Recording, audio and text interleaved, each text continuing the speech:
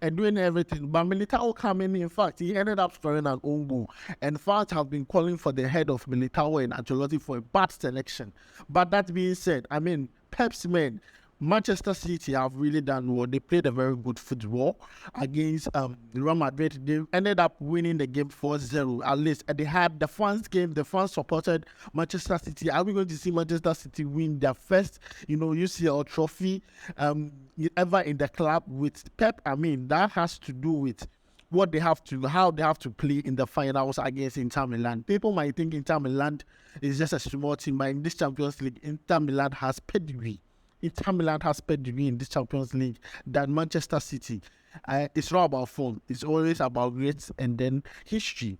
So let's see what happens between Inter Milan and then Manchester City in the finals at Istanbul. But let's talk about yesterday's game, Real Madrid and then Manchester City. In fact, yesterday, in the first 10-15 minutes, you could see clearly what Manchester United was trying to do. They were trying to suffocate Real Madrid. And Real Madrid's game plan was just so poor defending. You don't even have good defenders. You were trying to defend. I mean, what does this? I mean, Guatemala saved them a couple of times in the first 10 minutes, but we all knew the goal was coming at any moment from there because the way they were playing, honestly, it was just too bad. Honestly, it was just too bad. I mean, Real Madrid was playing so bad. Honestly, I've never seen Real Madrid this bad in my life before because, I mean, there were instances I felt like Real Madrid should have just played the ball amongst itself. I mean, trying to control the game a bit, trying to string some passes together, but no, they were just play when the ball comes to them, they just played boom outside. When the ball comes to them, they just played boom outside. And, I mean, they gave Manchester City a lot of reasons to come to them, to attack them, to get the ball into the net, and I think they didn't really understand the game plan. In fact, Pep really shocked them. Pep really shocked them with the game plan, and the game plan was perfectly executed by the players. In fact, Bernardo Silva, at the end of the day, was my man of the match because he really dealt with Camavinga. I mean, the first leg, he didn't sit up, but I think he went back, did his homework, and really dealt with Camavinga because they were doubling up on Camavinga. Kyle Walker and then Calvin De Bruyne and then Bernardo Silva always doubling up on Camavinga and Vinicius in that corner, and they were making it very hard for them to defend. And when the overload is there, I mean, it's very hard for any player. I'm telling you, it's very hard for any player to defend those kind of set pieces and those kind of dribbles and everything. I mean, Real Madrid yesterday were very poor, and people are calling for Ancelotti's head for making a bad selection. Yes, Rudiger really did well in the first leg. And people were, rooting for Rudiger to actually start the game, only for them to see that they saw, how is it called, Militao starting. People were like, but Rudiger was your best player. I mean, is it favoritism, man? This is what favoritism will do to you. Favoritism will bring you down, bram, because your pride won't allow you to do the right thing. And Militao ended up scoring at Congo yesterday because Militao is mistake prone. But Rudiger wouldn't give you that chance. Rudiger is a proper player.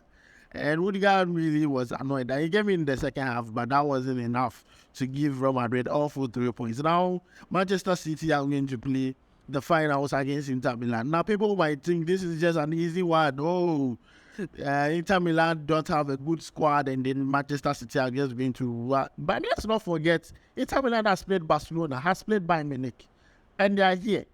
They are not just a small team, so we should really consider the fact that they have also played some big teams just to be here. They have played the likes of Benfica and the likes just to be in the finals right now. Yeah, it's not a small team at all. It's not. They have been through a lot. Inter Milan have been through a lot, from financial problems as a team. Some of the players individually. Lukaku was termed as a flop at Chelsea, and then he's back at Inter Milan now playing UCL final. Matteo Demien, even Lukaku, Mkhitaryan were termed flop at Manchester United. They are now playing UCL final. Ask yourself, when was the last time Manchester United went to a UCL final? Yes, even the players currently playing Manchester United, I don't believe none of them have been to a UCL final before. Yes, But Lukaku and the likes are there, and if they didn't just get there by luck, they got there by playing good football. So Manchester City is not going to get it easy at all. Those thinking, oh, Manchester City is on form, they're going to get it easy against Inter Milan. Please rethink your decision, because I believe Inter Milan is going to really give Manchester City a tough matchup. They are going to give them a top matchup in Istanbul. They are really, really going to give them a top matchup in Istanbul, because Inter Milan really play a very good football, and their midfield is no joke. Inter Milan midfield is no joke. Yes, despite the discovering Dubai, but Italian football is no joke.